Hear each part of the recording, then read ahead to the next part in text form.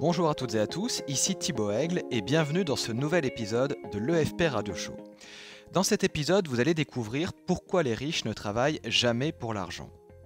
Difficile de trouver un sujet plus polémique que celui de l'argent, sans doute parce que chacun y projette sa propre réalité, son propre cadre de référence et ses propres émotions.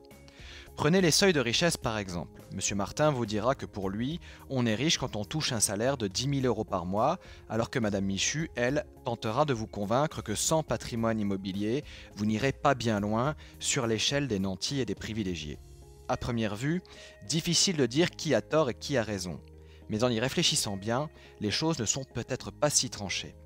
Le problème quand on se lance dans l'aventure de l'enrichissement, c'est qu'on ne sait pas toujours par où commencer. Alors on observe ceux qui ont réussi avant nous, et plutôt que de chercher à comprendre comment ils ont bâti leur empire depuis le début, eh bien on se contente d'observer là où ils en sont maintenant. Dans le meilleur des cas, on éprouve un sentiment diffus, mélange de fascination et d'exaltation guerrière, et dans le pire des cas, une jalousie maladive et un sentiment d'injustice mal placé qui nous pousse à vouloir nous saisir des biens d'autrui. Après tout, nous méritons, nous aussi, notre part du gâteau. Dans tous les cas, c'est une observation stérile et décourageante. Pourquoi ? Tout simplement parce qu'observer le patrimoine accumulé par un autre ne donne aucune indication sur la recette de son succès. Au mieux, vous en déduisez les goûts et les centres d'intérêt de celui qui s'est enrichi.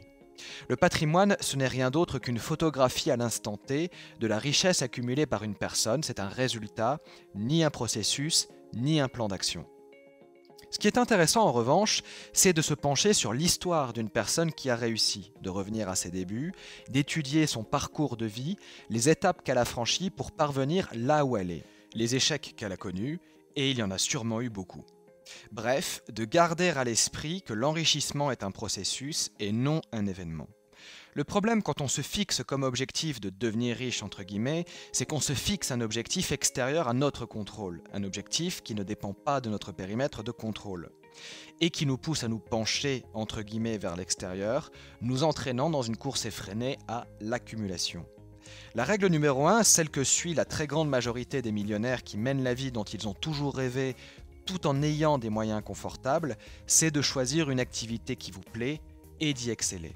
Les études empiriques sur le sujet sont unanimes, le millionnaire ne s'est pas réveillé un matin en se disant qu'il aimerait beaucoup devenir riche. Il s'est d'abord spécialisé en acquérant les compétences dans un domaine qui l'intéresse et il s'est ensuite enrichi par ce biais-là. Pour le millionnaire moyen, l'argent n'est pas une fin, c'est une conséquence des compétences et de l'expertise qu'il a acquise. Une conséquence heureuse et enviable sans doute, mais une conséquence tout de même. Bien sûr, pour faire fructifier son argent, il faut apprendre à le faire. Il faut améliorer son éducation financière, développer des compétences d'investisseur, etc., etc.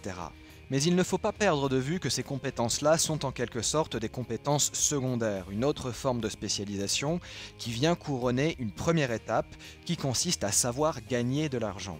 Au final, le salarié qui gravit les échelons de son entreprise pour arriver au sommet, l'entrepreneur qui monte une entreprise qui répond aux besoins de son marché, l'investisseur qui construit son portefeuille d'immobilier commercial ne sont pas si différents.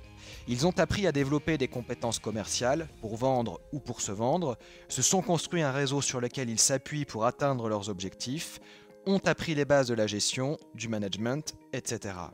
Les riches ne travaillent pas pour l'argent, car ce qu'ils cherchent avant tout, c'est un moyen de se développer eux-mêmes. Ils cherchent à complexifier leur personnalité, même s'ils ne le formulent sans doute pas comme cela, en tentant de relever des défis en adéquation avec leurs compétences. Et le plus souvent, ils réussissent car ils ne s'arrêtent pas à la première contrariété. Les riches ne travaillent pas pour l'argent car ils n'ont pas toujours été riches et qu'avant de le devenir, ils ont suivi leur propre chemin initiatique, celui des étapes à franchir pour devenir la meilleure version d'eux-mêmes. Un chemin d'épreuves et de souffrances parfois, mais un chemin nécessaire pour quiconque souhaite aller vers plus de liberté.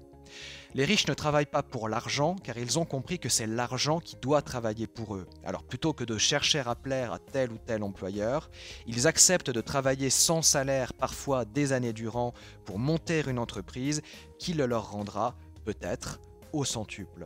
Ils investissent en bourse, dans l'immobilier ou dans le private equity pour générer des revenus passifs, mais ils n'oublient jamais que là aussi, ils doivent d'abord apprendre et se former, investir en eux avant d'investir leur argent s'ils veulent obtenir des résultats à la hauteur de leurs ambitions. Les riches ne travaillent pas pour l'argent, et vous savez quoi? C'est justement pour cela qu'ils sont riches. Alors si vous avez aimé cet épisode de l'EFP Radio Show, eh bien n'hésitez pas à cliquer sur j'aime, et si vous souhaitez aller plus loin et bénéficier gratuitement de notre parcours de formation 7 jours pour gagner votre indépendance financière, eh bien il vous suffit de vous inscrire en cliquant sur le lien qui apparaît maintenant en haut à droite si vous êtes sur YouTube, ou sur le lien présent dans la description de la vidéo juste au-dessus si vous êtes sur Facebook, et je vous dis à tout de suite de l'autre côté. Salut!